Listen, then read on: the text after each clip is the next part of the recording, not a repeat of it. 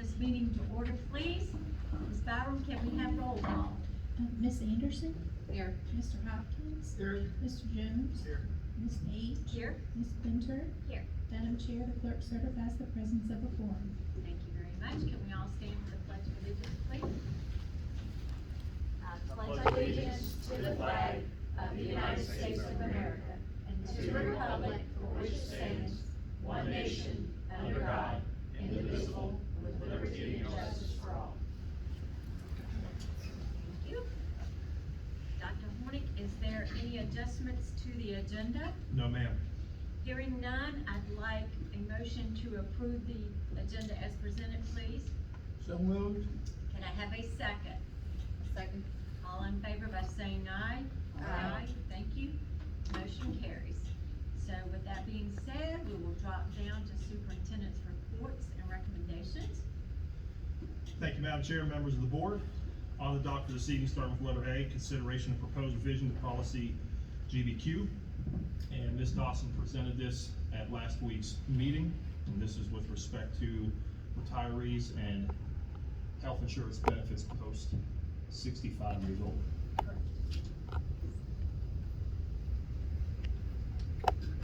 Are there any questions from the board? And I will say, Ms. Daniel was so kind and came up to me after the meeting and she gave me, another resource, so, I haven't had time to call them. I will, but yeah, so that we'll have at least 2 resources for our retirees, so that'll be great. Awesome, thank Yeah. you. This, I believe you said this is what the county wanted to do also, is that correct? Or since we're the majority, do we lead here? Actually, they're already doing this, Okay. yes. Well, hearing no other questions, I would entertain a motion to accept this, please. I make a motion, we approve, policy GBQ as presented. Thank you. Can I have a second? Second. All in favor by saying aye? Aye. Thank you. Motion carries. Thank you, Madam Chair, members of the board, for your support. Next will be letter B, consideration of proposed revision to policy IKC. This was with respect to a slight change with respect to the 50-50 summative grading that primarily impacted, most of this impacted our secondary students. And I'll be happy to answer any questions you may have.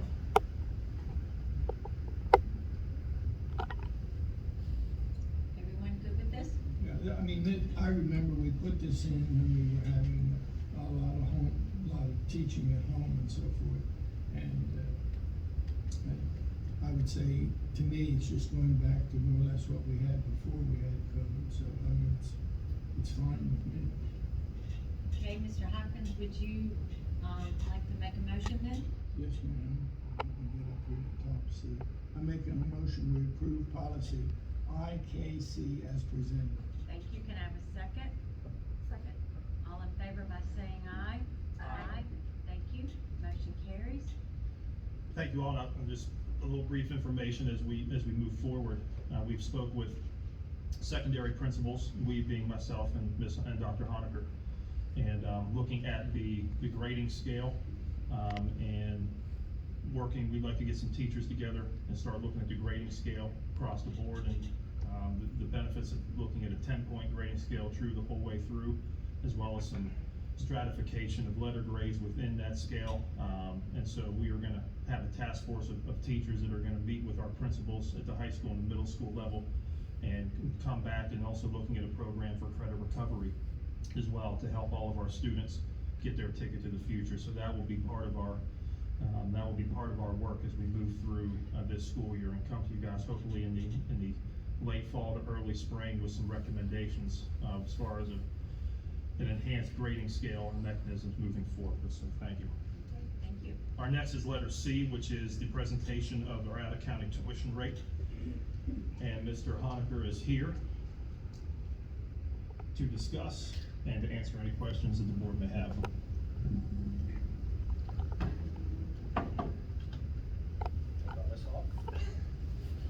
Good afternoon. I'm here to present the tuition rate for 2022-2023. And as reading over this, I realized I had transposed the number, so. The last line should read the recommended out-of-county tuition rate for 2022-2023 is $4,709, not $4,700, which is a $45 increase over the current rate. So, any questions? I didn't, is this a typo? Right, yeah, it should say 4709. I transposed my computer, so. No, James is right.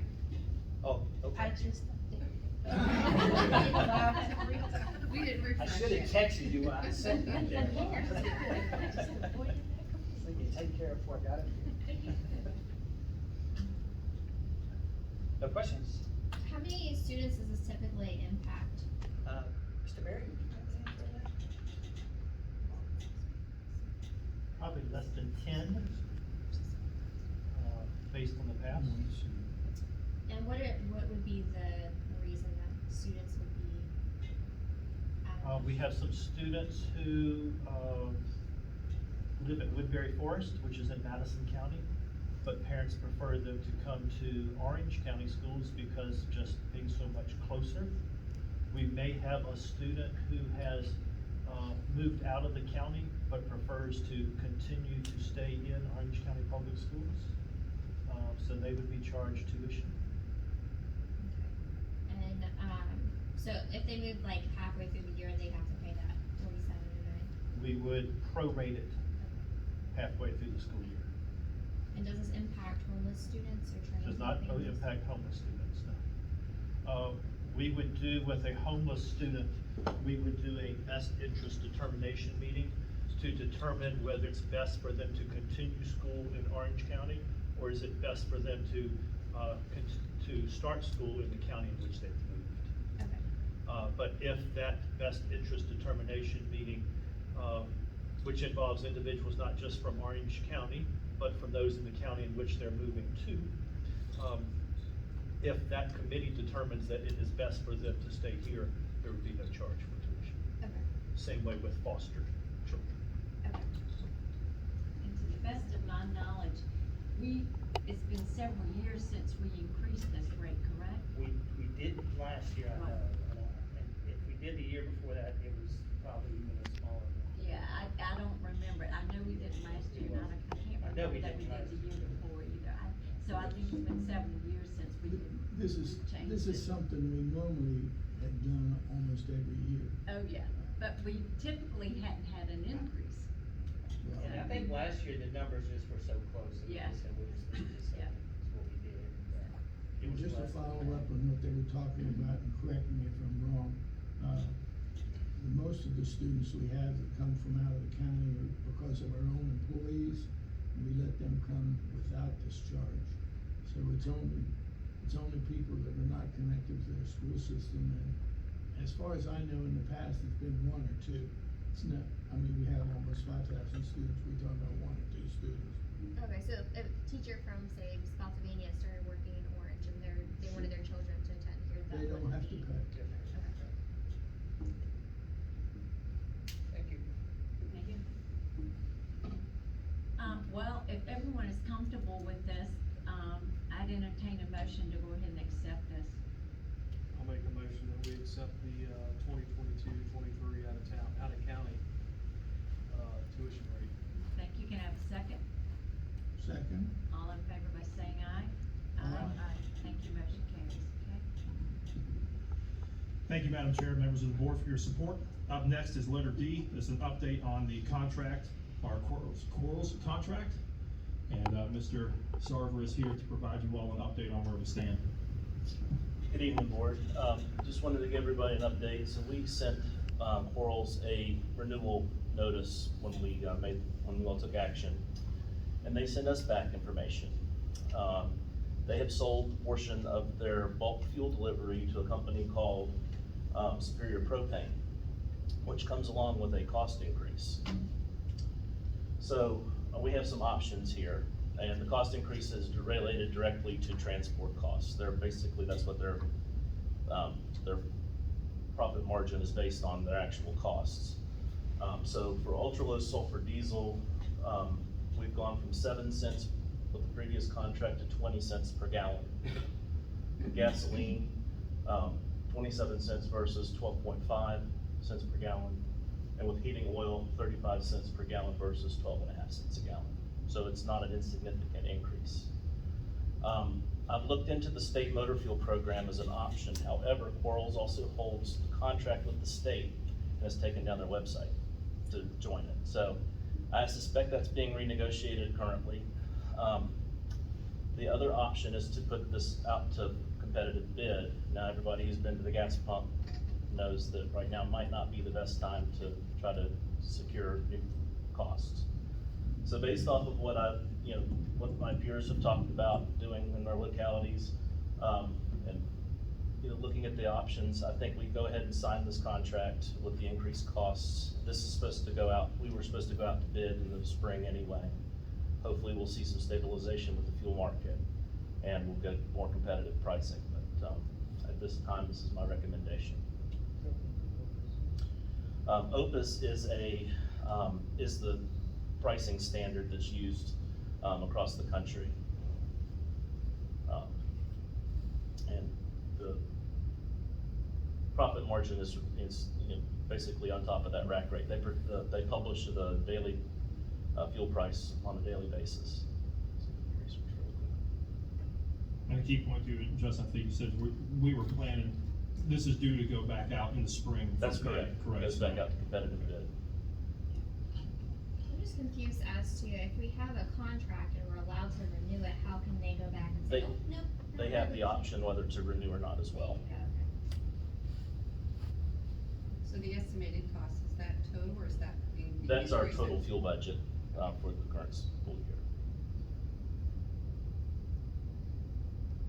How long do you think it would take to, see how Quarles works with the state? I don't have an indication.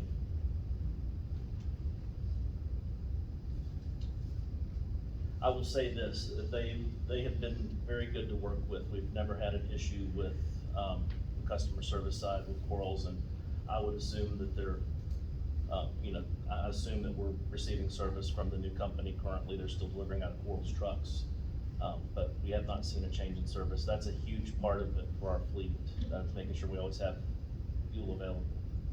So going to another vendor, that's always the risk we run as well. But I mean, that's certainly something that we would entertain, but we're also in a position right now where we need to get this locked in before the school year starts. Yeah, and the contract then would be until the spring or just the? Through June 30th.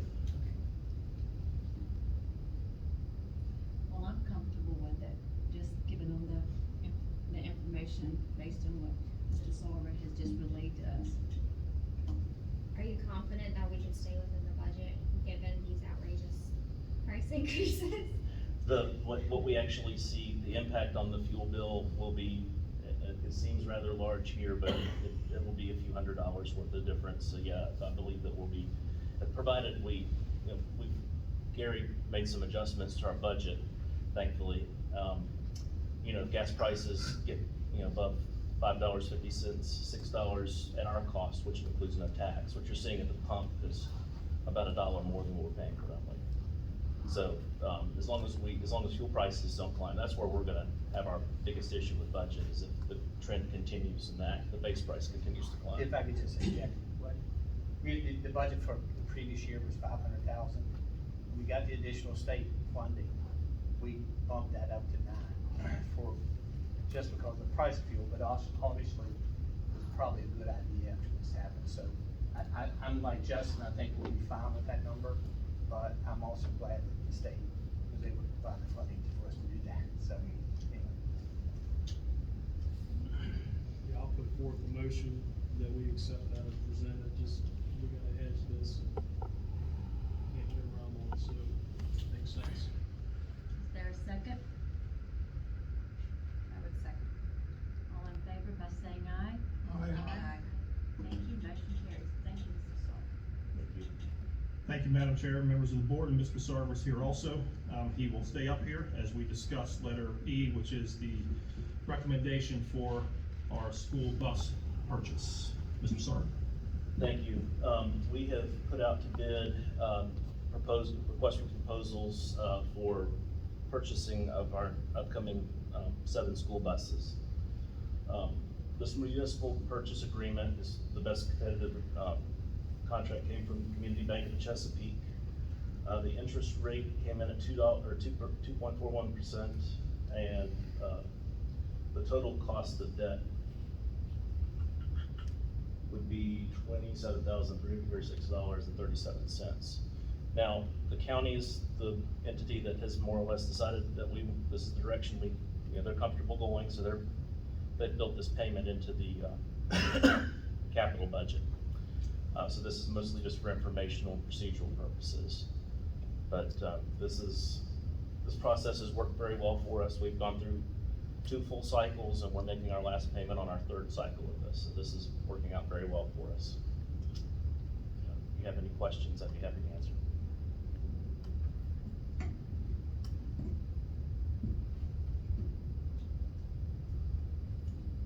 Are there any questions? No? Alright, Justin knows that the word ignite got removed, so I have nothing to say. I'm for it now. alright, so Mr. Hopkins, would you like to, make a motion to go ahead and accept this then? Yes, ma'am.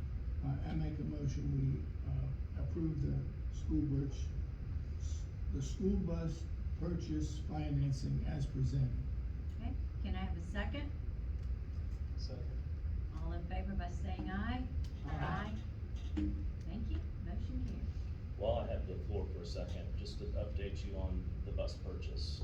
Sunny Merriman, we're gonna be purchasing from Sunny Merriman Incorporated to buy 7 new Thomas buses. My last conversation with our salesperson was, we are currently looking at a late October delivery date. Originally, we had been given a delivery date of first week of July. This is directly related to the supply chain. Something that threatens this delivery date even further is that Cummins, the manufacturer of the engines, has placed Thomas-built buses on a restriction. We could be looking at as late as February. So, working with the dealer to see if we can come up with some other options, if we can switch power plants as a possible solution. But, this is supply chain affecting Orange County. Thank you. Thank you, Joseph. Thank you, Mr. Sarver, Madam Chair, members of the board, for your support. At this time, I'm going to invite Mr. Berry to talk about and give an update on the Safe and Supportive Schools Committee meeting. Yes, Madam Chair, Dr. Hornick, and members of the board, back in the spring, Ms. Quintern asked us, when we presented policy EEA, to look at a statement or a sentence that was part of that, in regards to this sentence, or when the student engages in the health, safety, or endangers the health, safety, or welfare of other riders, and striking that part of that sentence. It was then requested that that be taken to the Safe and Supportive Schools Task Force to get their input in it, or on that. That task force is made up of law enforcement, school administrators, central office employees, including our social workers, myself, numerous others from the community, some parents. And in presenting that to them, that task force had the concern that while, or taking that out, when the student endangers the health, safety, or welfare or of other riders, that it might make it more difficult to actually enforce inappropriate behaviors that are not now specifically spelled out. An example was given, and sadly this takes place or has taken place, a student relieving themselves in a cup on the bus. Happened at least once last year. There's nothing in the policy that states thou shalt not do such. But when you can reference back to that it endangers the health, safety, and welfare of other riders, that encompasses some of those things that aren't specifically spelled out. So it is the recommendation of the Safe and Supportive Schools Task Force to not strike that language from the policy.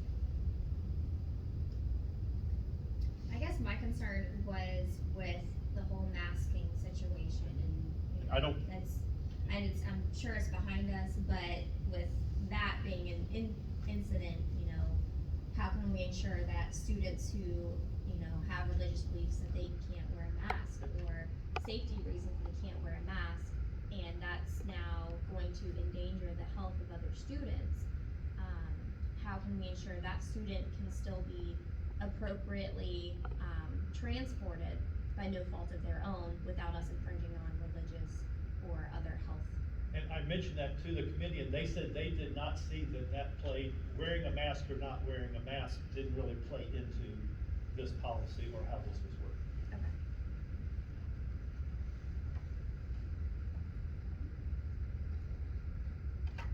So given that, would we like to go ahead and approve this?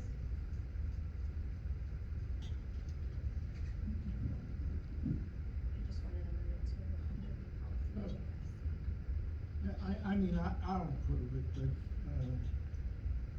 why don't we just have a normal statement there that we're not provide, we are not required to provide transportation for regular students. Now, I don't know about special ed, or maybe I would just get into too much trouble. But what I'm basically saying, if a student acts up on the bus, the principal has usually been able to say, well, you can't ride that bus anymore.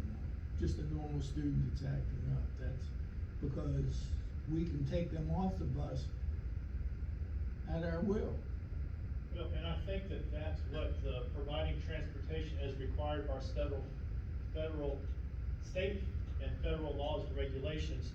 As you mentioned, Mr. Hopkins, there is nothing that says that we have to provide transportation. And so therefore, we are, providing transportation according to the laws and regulations.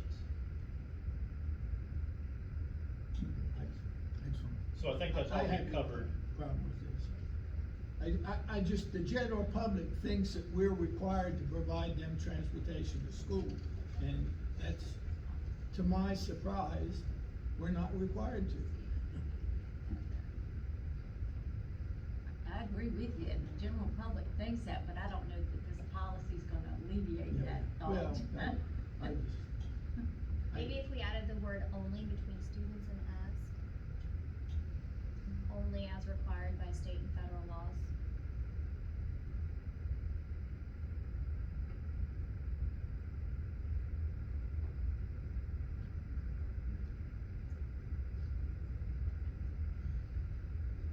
Well, I think if this is what health and safety and all of them has vetted, my suggestion is that we go with this particular policy. Let's not add or subtract. Take away anything from the policy as it is written now.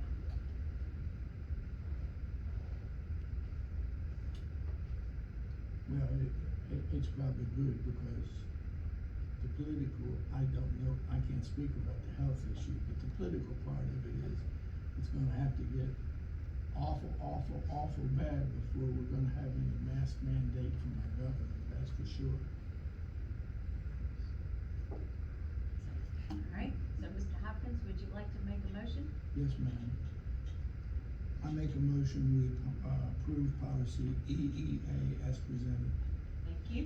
Can I have a second? All in favor by saying aye? Aye. Nay?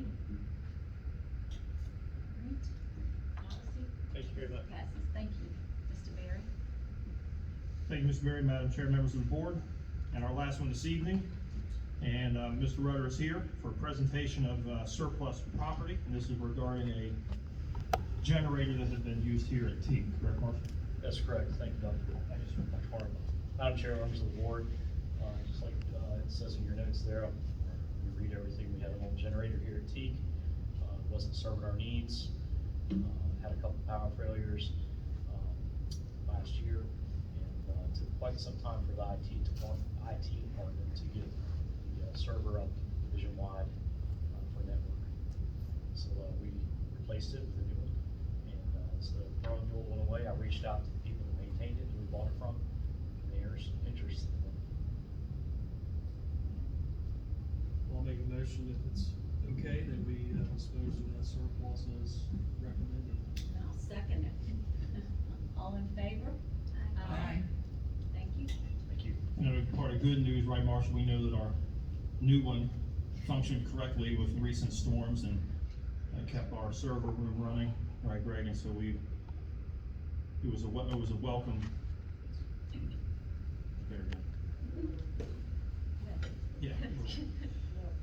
Pick up, wasn't it? Thank you, Madam Chair, members of the board. That is it for superintendent's report recommendations for this evening. Appreciate your support. Okay. Dropping down to communications. Well, I don't know that we've got anything left on the August 1st meeting. Laura? You're correct. There will be nothing left as far as, business, except for the monthly operating bills and the typical and closed session. We don't wanna forget public comment. And public comment. Yeah. All right, well, and then there's always something, probably to approve personnel or something, so we gotta, it might be the shortest meeting we ever had, but, okay.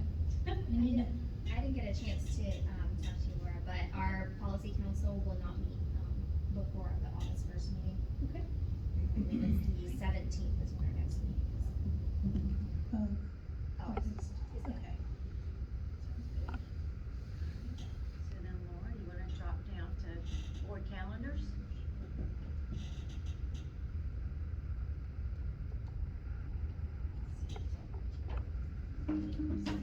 For August, we are coming up on a busy time.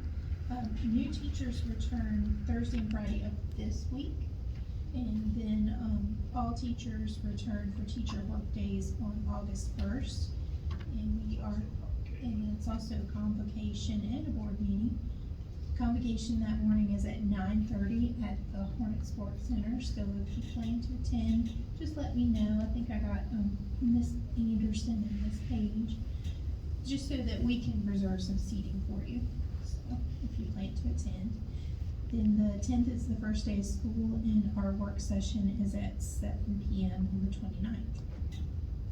I'd like to make note, Laura, that the 14th is, the Education Foundation celebration on Sunday the 14th at Lakeland Pavilion.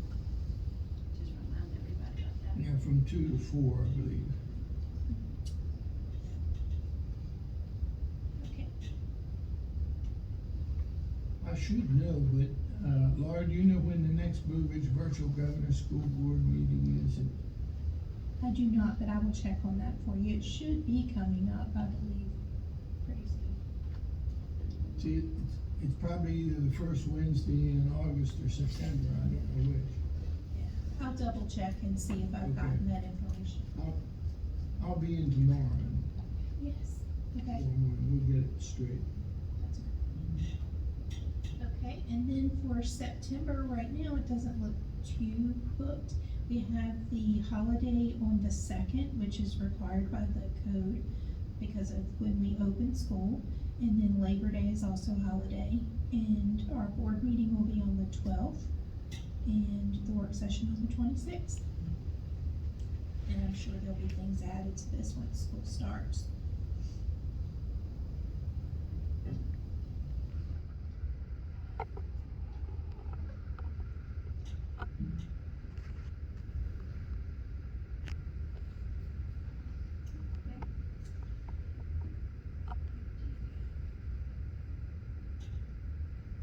So, guess that's it. And we have the closed motion, please.